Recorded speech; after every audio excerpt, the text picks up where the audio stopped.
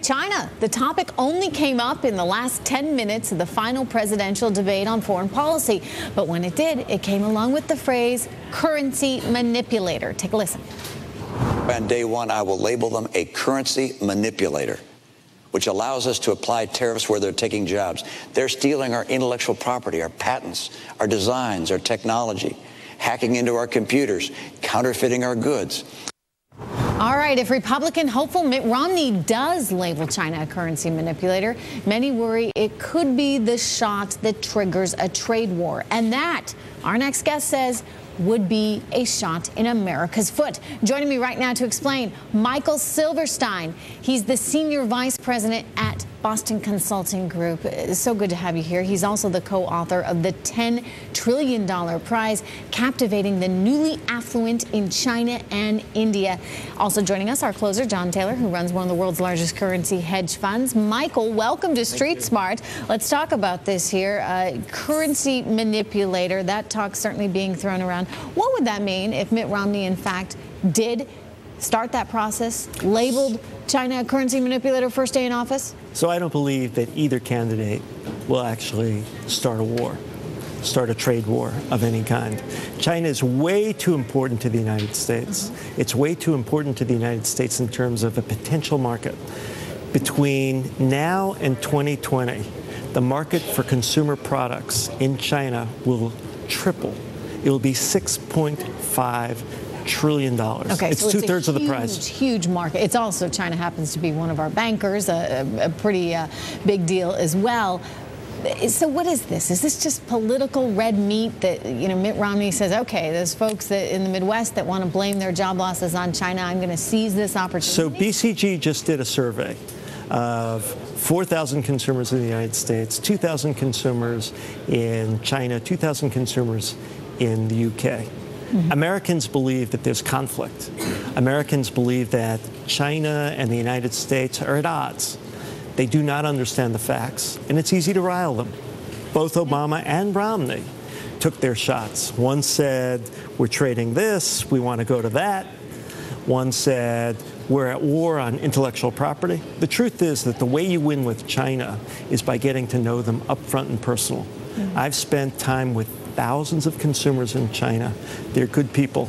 They want to have the American dream. They want to have a house, which means that they want to buy things. They want to buy cement. They want to buy steel. They want to buy copper. They want to have better food. They want to have pork. They want to have chicken. They want to have beef, which means they want soybeans. They want American crops. They want to have transportation devices.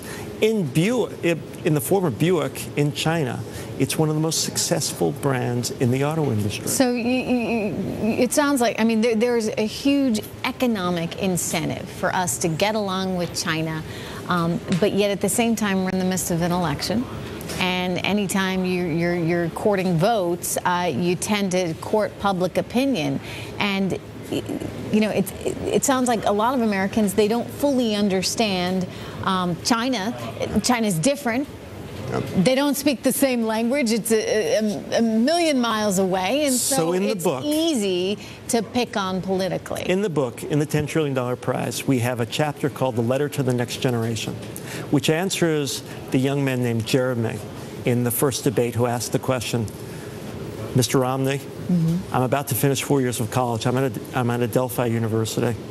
How am I going to pay my loans? And the truth is that Americans can pay their loans, but they got to have the right occupation. They need to be engineers. They need to be computer scientists. They need to be trained technically. It's a world of competition. China's doing this, by the way. And China can direct young people to study whatever they want. There will be more than 100 million college graduates coming out of Chinese and Indian schools over the next 10 years. The United States will put out 29 or 30 million. And yet there are these issues about, you know, this House report was out just a few weeks ago about espionage technology wired into products from Huawei and ZTE at the behest of the Chinese government. And there have been these concerns. How do you balance those and still do business? I mean, at what point do you have to step up and... So the markets that I'm most enthusiastic in China are consumer markets. It's about food, it's about appliances, about household products, it's about consumers finally discovering shampoo. It's about consumers finally discovering Oreo cookies. These are markets where there is no pure intellectual property issue. There are trademark issues, but the trademarks are strong. Is this America's future? I mean, to expand the global economy and for our companies to be selling our American products in Asia, in places like China. I mean, is this our future as we seek opportunity? Yeah, won't we become their farmer, their supplier of raw materials, because we have so much land and so much more ability to grow the soybeans that they need. So we export today $11 billion of soybeans to China.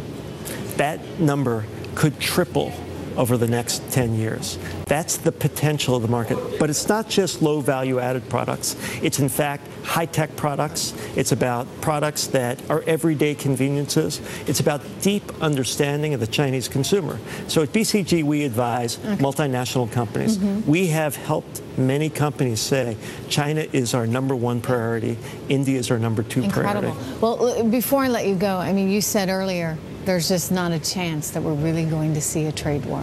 So, because it's too important. So why do we keep hearing this? I don't know. I think that tough talk wins votes. Okay. And do you think it's a mistake to, I mean, even consider labeling China a currency manipulator, policy-wise? Huge mistake for the economy? So there's a real question in my mind whether the accusation is true or false. In my mind, China has had a constant currency. At different points in time, the United States has had a constant currency.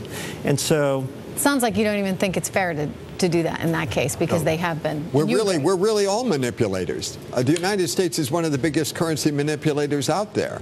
I mean, because one our of the Fed keeps printing. Yeah, Bernanke is trying to drive the dollar down. The only way we can straighten things out, Ken Langone, involved with this issue as well, is by exporting things. We cannot straighten out the situation in the United States importing more than we export. So this could be the pot calling the kettle black. Unfortunately, we're out of time. We have to leave it